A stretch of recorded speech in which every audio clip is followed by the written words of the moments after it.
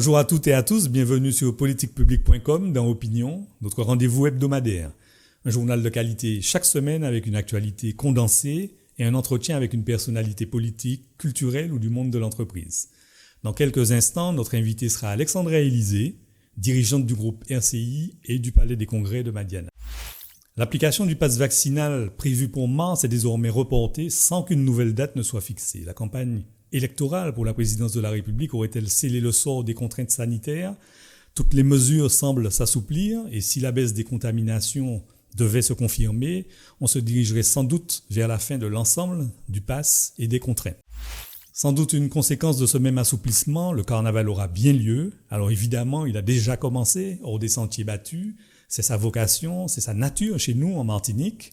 Mais il aura aussi officiellement lieu à Fort-de-France selon un tracé défini par la mairie, que les groupes à pied et les carnavaliers s'empresseront évidemment de modifier à leur guise. L'affaire SMTVD prend de l'ampleur et les perquisitions se multiplient dans les bureaux et au domicile de plusieurs acteurs de ce dossier, en particulier l'ancien président Sainte-Rose Caquin et plusieurs cadres de la structure. On parle notamment de suspicion de détournement de fonds et d'irrégularités dans de nombreuses procédures internes au SMTVD. L'enquête est menée par le SCRPJ. On connaissait déjà l'association Aller Virer en Martinique, c'est maintenant au tour de la Guadeloupe de proposer à sa diaspora un Aller Vini. C'est à travers la plateforme web du même nom que les candidats du retour au pays pourront proposer leurs services aux employeurs guadeloupéens.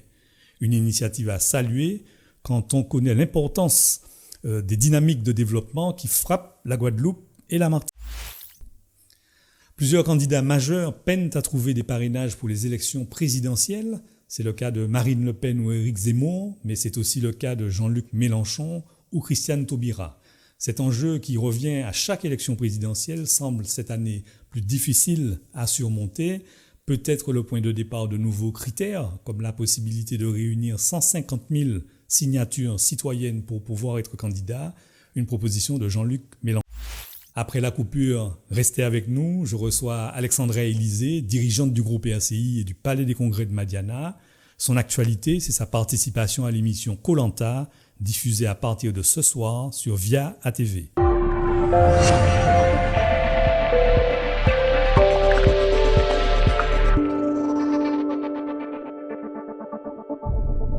Bonjour Alexandra, on vous connaissait en tant que journaliste sur ATV, puis dirigeante des groupes Élysée et RCI, et puis on vous découvre participante à Koh-Lanta. Alors on n'aura pas de détails sur le contenu de l'émission, elle est diffusée à partir de ce soir, mais est-ce que vous y avez fait briller la Martinique ? Alors, difficile de dire si j'ai réussi à faire briller la Martinique pendant cette saison de Koh-Lanta. En tous les cas, j'ai eu à cœur d'essayer de représenter au mieux mon île. Donc voilà, j'ai en tous les cas tout donné, tant en survie que sur les épreuves, pour montrer que j'étais une vraie Martiniquaise et pour donner la meilleure image qu'il soit de la Martinique. Alors pourquoi cette émission, ce défi-là ? J'ai toujours été fan de challenge, de défis, de sport. Et puis j'ai un papa qui est très survie, donc qui m'a initiée à la survie petite. Donc, et en tous les cas, aux choses relativement simples, à vivre dans des conditions relativement simples. Et donc voilà, moi, quand je regardais Koh-Lanta depuis toute petite, je n'avais qu'une envie, c'est être à la place des candidats. J'avais envie de me retrouver sur ces épreuves, j'avais envie de me confronter aux autres. Et donc, en fait, c'est assez naturellement que j'ai eu envie de m'inscrire et participer à cette aventure. Voilà, les années faisant, on a encore plus envie d'adrénaline, de défis. Et à un moment, je me suis dit, pourquoi pas moi ? Et pour le coup, cette année, je me suis dit, non, mais en fait, cette année, ce sera mon année et je vais y arriver. Donc voilà. Et après, pour répondre plus précisément à votre question, c'est vrai que je ne connais pas d'aventure aussi complète, aussi longue, qui mêle à la fois challenge, survie, dépassement de soi, défis sportifs, tel que Koh-Lanta. Donc voilà. Très bien. Vous êtes donc depuis quelques années la patronne du Palais des Congrès de Madiana et celle du groupe RCI depuis 2 ans. Vous êtes une femme et une jeune femme. Ça fait une différence pour vos interlocuteurs ? Ou alors vous avez une expérience particulière à ce sujet et peut-être même des conseils pour d'autres jeunes femmes ? C'est évident qu'être une femme chef d'entreprise et qui plus est jeune, a généré à certains moments des échanges on va dire, plus compliqué avec certains interlocuteurs, parce que voilà, on n'enlèvera pas qu'il y a encore dans cette société certaines personnes qui sont un peu machistes, un peu misogynes, et donc c'est vrai que c'est compliqué. Et puis après, on peut comprendre aussi qu'humainement, c'est parfois compliqué d'être managé par quelqu'un qui est plus jeune que vous, je peux l'admettre. Donc voilà, le tout, c'est de réussir à montrer aux gens qu'on n'est pas là pour les diriger, leur imposer des choses, mais qu'on est plus là pour faire avancer ensemble un bateau, qui est l'entreprise dans laquelle on est tous. Et voilà, et quand ça fonctionne bien, il n'y a pas de raison que l'autorité soit remise en question ou que la personne soit remise en question. Voilà, donc après, des petites anecdotes, ça m'est arrivé avec certains fournisseurs, un fournisseur en particulier, de ressentir dans sa façon de me parler qu'il était, puisqu'on était sur un sujet un peu technique et un peu masculin, hein, on va dire, qu'il n'a pas forcément envie de rentrer dans les explications, parce qu'une jeune femme ne peut pas forcément comprendre tout ce qu'il dit. Et donc voilà, en fait, à un moment, c'est moi le chef d'entreprise, donc si je comprends pas ce que j'achète, je n'achète pas. Donc s'il veut pas prendre le temps de m'expliquer pour que je comprenne, et qu'il veut s'appliquer à ce que je ne comprenne pas, j'achète pas le produit. Donc voilà, j'ai une ou deux anecdotes comme ça, mais aujourd'hui, honnêtement, c'est plus le cas, et que ce soit avec des prestataires extérieurs ou que ce soit en interne, avec les équipes, ça se passe bien. Et je pense qu'aujourd'hui, il n'y a plus de sujet sur le fait que je sois une femme, plus de sujet sur le fait que je sois jeune.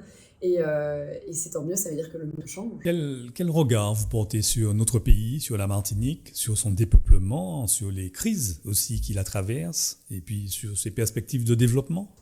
Alors, c'est évident que en tant que Martiniquaise et chef d'entreprise, voir son pays dépeuplé et voir que la population donc, diminue d'année en année, c'est jamais un bon indicateur. Donc, c'est évident que c'est en tout cas une source de préoccupation.